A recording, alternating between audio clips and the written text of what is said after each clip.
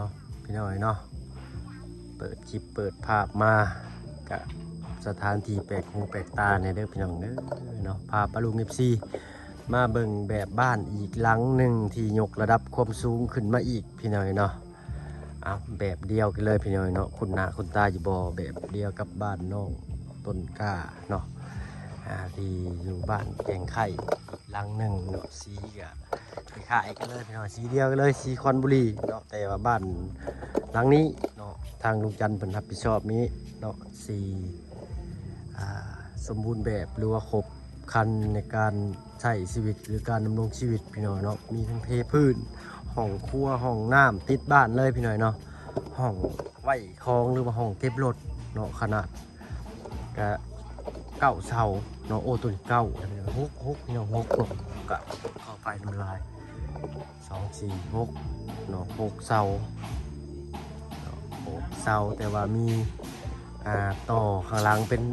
ห้องเก็บของห้องครัวแยกห้องน้ำติดบ้านพี่น้อยเนาะเทพื้นอีกเนาะคักขนาดข้างหลังมีโถมีโอ่งเก็บน้ำเนาะมีสีสันสวยงดงามเนาะถือว่าครบวงจรในการดำรงชีวิตแบบสะดวกสบายเลยพี่น้อยเนาะเนาะ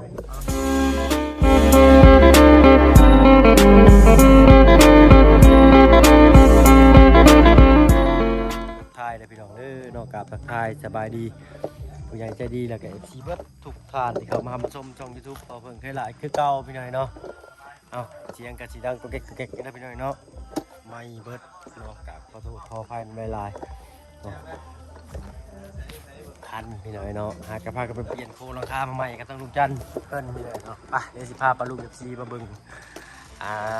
บ้านอีกหลังหนึ่งอยู่บ้านละเตืองเครื่องใจพี่น้อยเนาะมีพี่แหละ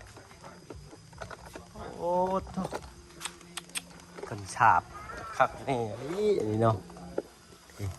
หลังบ้านเป็นห้องเก็บขับของหรือว่าห้องใส่นอนก็ได้ได้พี่หน่อยเนาะเก็บของเก็บรถจักรงามใหญ่เนาะผมเป็นบัดไป2ผู้ได้พี่หน่อยทางลุงเนาะประมาณ200,000เพิ่นป่ะถือว่างามสมราคา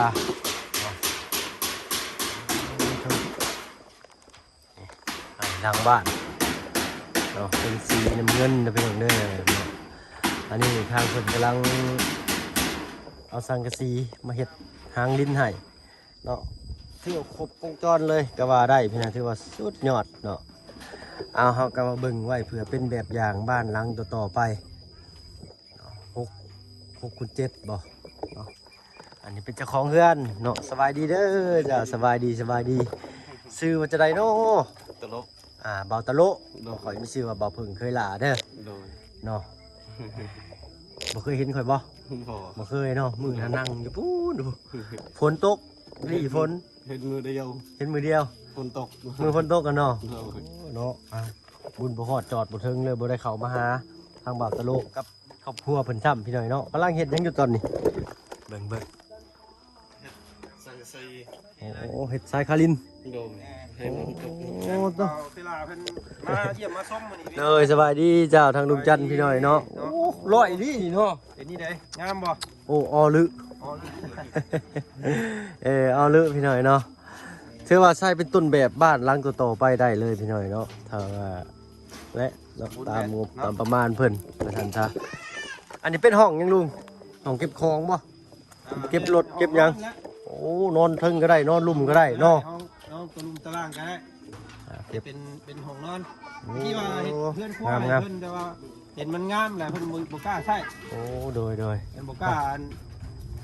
จุไฟใส่ยามันดำก็เลยง่ายมาอยู่นอกมาเฮ็ดตัวที่ให้เพิ่นตื่นโตมีทั้งอ่างเก็บน้ำมีห้องน้ำห้องส้วมแบบถึงรักเลยพี่หน่อยเนาะเรียบร้อยแม่นบ่ลุงอันนี้แม่นโอ้ขักกะลีนี่เนาะมือหมักม่วงหมักกุ้งหมักยังเนาะครบพี่น้องโอ้นี่ใกล้ๆนี่1,000 กว่าลิตรพอได้พี่หน่อยเต็มนี่ออกไว้เป็นเส้นแล้วจังบ่เสียงลูกตุ๊กติ๊กงามภาพผลมาก สีนี่มันบาตโลเพิ่นจัดการเองเลยนี่เนาะ สี สีท่าสร้าง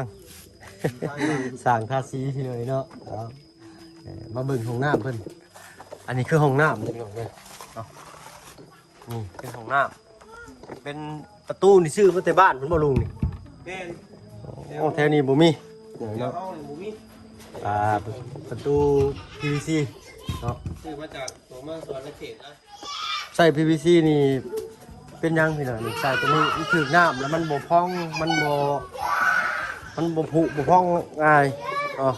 แต่ว่าถ้าเกิดถึกแดดแล้วไปเคาะมันนี่มันแตกได้พี่น้องมันกรอบอันนี้เป็นห้องครัวนี่พี่น้องเนาะมาเบิ่งห้องครัวเพิ่นก่อนเนาะใช้หลาใครเบิ่งอ่ะใครระบาวนี่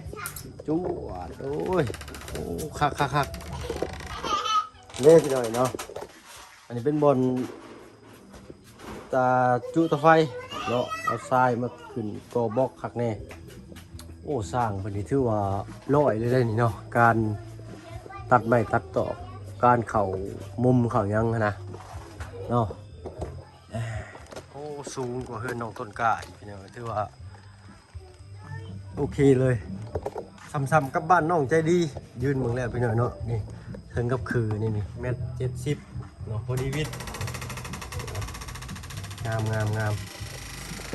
โอ้ขากะลีเอ้าขึ้นหน้านี่โอ้ยมันนอนเลยเตะปลาเบิ่งมาเบิ่งน้องนี่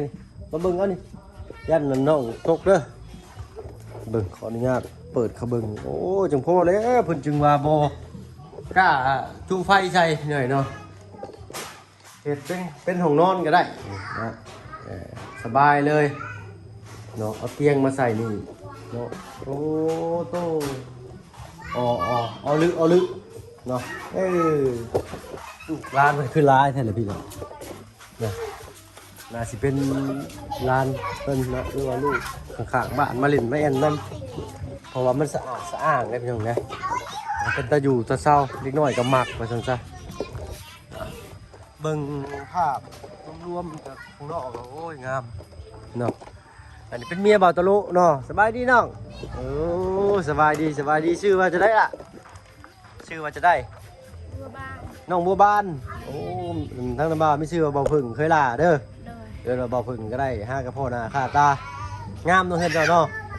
งาม ดีใจเนาะเอาสิเฮ็ดยังนั่น ให้ใส่เข่า ใส่ข้าว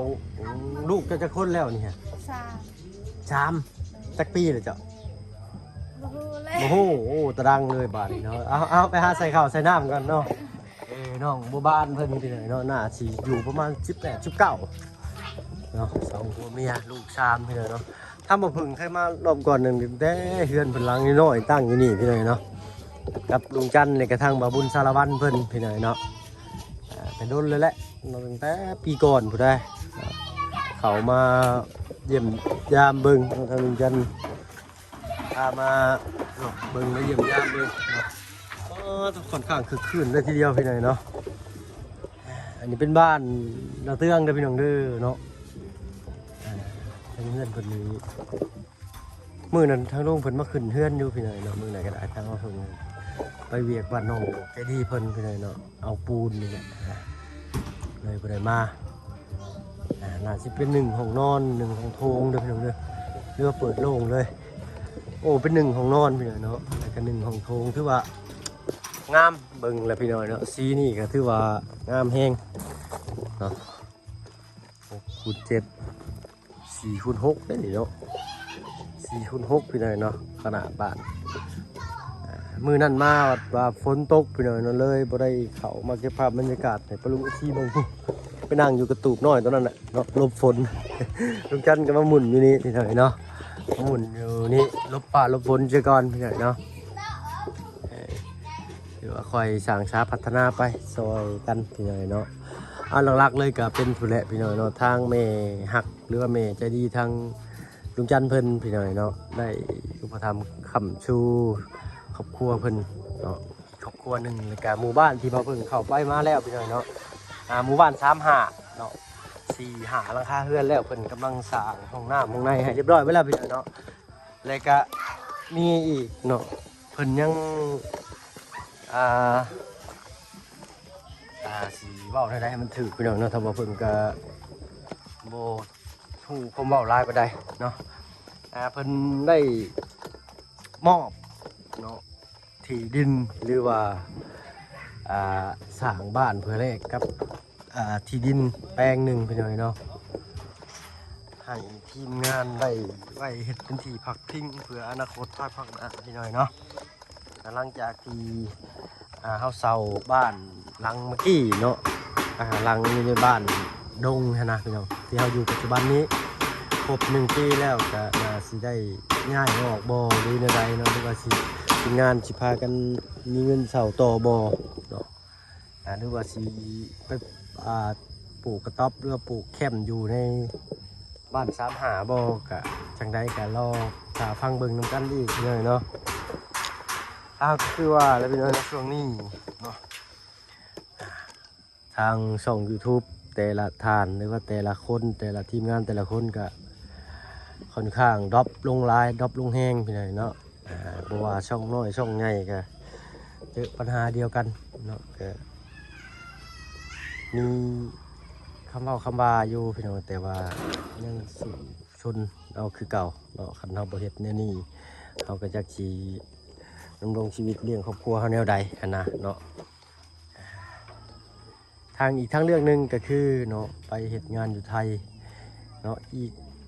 มองอีกมุมหนึงทางเขาก็บ่อยากห่างครอบห่างครัวห่างลูกห่างเต้าอะไรพี่น้อยเนาะทอดมื้อนั้นก็จำเป็นแล้วพี่น้อยเนาะกินทอดจำได้ก็สิได้อดเอาคือเก่าเนาะเพราะว่ามันเป็นหน้าที่ถ้าบ่ไปบ่หาก็บ่มีเนาะคนเฮาก็เปรียบง่ายๆกับแตกต่างอย่างกับนกเลี้ยงลูกเนาะพี่น้อยเนาะอย่างกับเว้นมาก็ออกไปหาเหยื่อจนค่ำจนแรงเนาะเที่ยวไปเที่ยวมาอันนี้คือกันคนเฮานี่ก็ได้เนาะต้องออกจากบ้านจากห่างเมืองมา200 กิโลนี่ก็ได้เราถ้าไปกรุงเทพกับพุ่นแล้ว800 กิโลเนาะ600หรือ800พี่น้องเนาะจะบ้านไปไกลทองไป3 ทองอะไรพี่น้องเพียงกระดังช่ำหวานเนาะสิได้อยู่บ่เด้พี่น้องเนาะ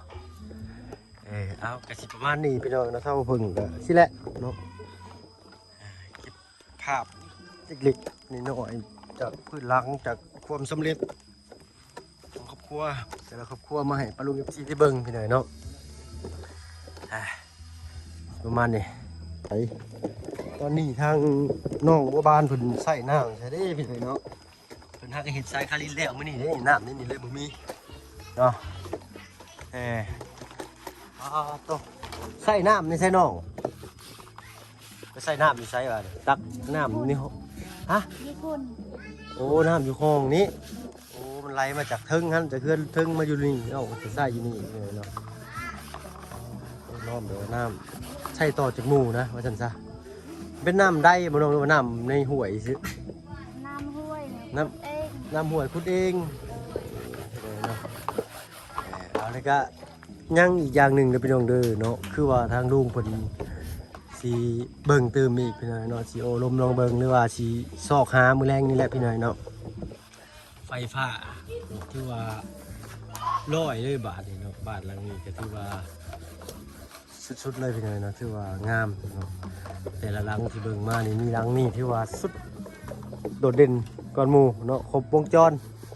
การใช้ชีวิตถือว่าดีเลยเนาะอยู่ที่ไหนว่าเอาสิสานต่อได้ไรเนาะมีครบให้ทุกอย่างแล้วมีแต่เห็ดหาผ้าสางเอาครอบครัวก็ได้พี่น้องเนาะเอาสิประมาณนี้พี่น้องเนาะคนใส่หน้ามันหันได้พี่น้องเลยเนาะอันนี้เป็นชวนเจ้าบ่อน้องบัวบาน แม่นชวนในบ้าน อ๋อส่วนในบ้านอ๋อของเจ้ามีแต่ทอสำนีเนาะปลูกอันนี้สำหรับปลูกต้นม่วงนี่เนาะโอ้ตัวงามเอาเนาะบึงเนี่ยเป็นต้นแบบบ้านหลังต่อไปถือว่าโอเคเลยพี่น้องเนาะทางลุงเพิ่นว่างบประมาณใส่ไปประมาณ200,000หน่อยๆหรือเกือบ200,000เนาะเพิ่นว่าเนาะก็ถือว่าสมราคาอยู่ได้พี่น้องเนาะกับอีกอย่างหนึ่งก็พัสดุในทางนี้เนาะ นำมาจากไทยนี่ครับราคาขึ้นคือแท้ได้ราคาเป็นของเวียดครับคุณภาพบ่ปานใดเนาะเฮาในเมืองเฮ็ดสร้างให้แล้วก็อยากใส่แต่มันพัสดุดีๆเนาะหรือว่าอย่างนี้ตามงบตามประมาณสั่นซะถือว่าโอเคเลยอันนี้ก็เป็นคลองน้ำแบบปึ๊บลงมานี่บ่มีเจือนบ่มีหยังนะน้ำไหลมาสบายเลยเนาะเอ้าเนาะก็สิประมาณนี้พี่น้องเนาะนี่ก็เป็นอีกหลังหนึ่งที่ลุงจันทร์เป็นรับผิดชอบเนาะถือว่าสุดยอดเลยเนาะเป็นต้นแบบบ้านหลังต่อๆไปได้เลยพี่น้องเนาะเอ้าบอกกันไล่ใจกันทางนั้นก็บรรเลงเพลง จักจะได้หรือบ่พี่น้องเนาะทางเพิ่นก็สิขอตัวลำลาแล้วพี่น้องเนาะเอ้าสบายดีพี่น้องบ่จะพบสักคนอยู่ดีมีแห้งไปแล้วพี่น้องสบายดีจ้ะ